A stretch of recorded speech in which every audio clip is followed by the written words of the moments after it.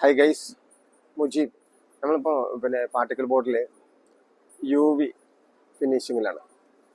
പല കളറിലുള്ള സാധനം ഉണ്ട് കിട്ടാൻ.